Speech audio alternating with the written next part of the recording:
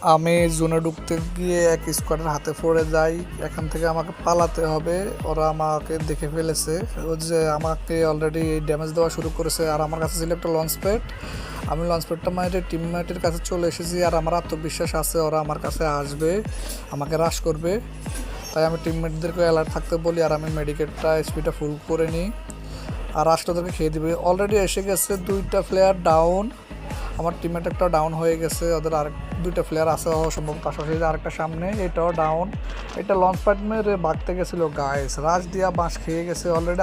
আরেকটা টিমমেট হন্টেন মেরে দিয়েছে, হন্টেন মেরে অলরেডি আমার টিমমেট একটাকে নক করে দিয়েছে। ও কাভারে চলে গেছে, আগে আমার মেডিকেট করা লাগবে গাইস, এছাড়া রাশ করা যাবে না।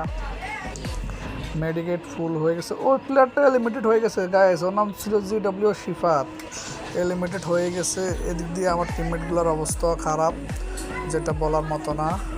তো এইভাবে কেউ রাশ করে বাস খাইবেন না ভবিষ্যতে।